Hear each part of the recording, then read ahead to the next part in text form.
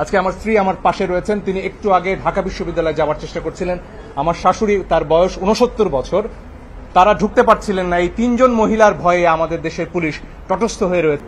অনশনের খবরটা আমি দুটো সূত্র থেকে পেয়েছি এবং তারা 32 ঘন্টা ধরে অনশন করেছিলেন বলে খবর পেয়েছি। তারা বেরিয়ে আসলে আরো পরিষ্কারভাবে জানা যাবে।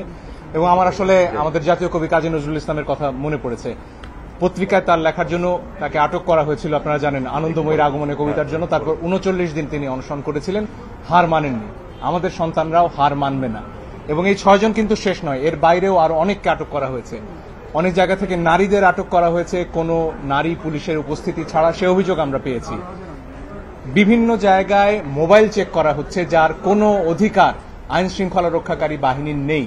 এইগুলো অবিলম্বে বন্ধ করতে হবে। আজকে আমার স্ত্রী আমার পাশে রয়েছেন, তিনি একটু আগে ঢাকা বিশ্ববিদ্যালয়ে যাওয়ার চেষ্টা করছিলেন। আমার শাশুড়ি, তার বয়স 69 বছর, তারা ঢুকতে পারছিলেন না। এই তিনজন মহিলার ভয়ে আমাদের দেশের পুলিশ তটস্থ হয়ে রয়েছে। তারা বিশ্ববিদ্যালয়ে ঢুকলে নাকি খুব বড় সমস্যা হয়ে যাবে। এই বাধা কেন?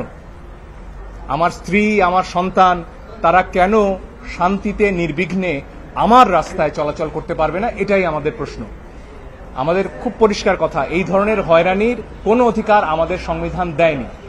মোবাইল চেক করা যাবে না, বিনা কারণে কাউকে তুলে নেওয়া যাবে না, নারী পুলিশের উপস্থিতি ছাড়া নারীদের ধরে নেওয়া যাবে না। এগুলো অবিলম্বে বন্ধ করতে হবে। আচ্ছা, রোববার এই রিটে শুনানি হবে, আমি যতটুকু জানতে পেরেছি রোববার ওই বেঞ্চ বসবে। তো সেক্ষেত্রে আপনাদের রোববারের প্লেয়ারটা কি হবে? এটা যদি বেঞ্চ হয় তখন আমরা জানতে পারবো, এর আগে তো বলা যাবে না। প্রেয়ার একটা অংশের কথা তো এর আগে আমরা বললাম, যেখানে গুলির ব্যাপারটি রয়েছে।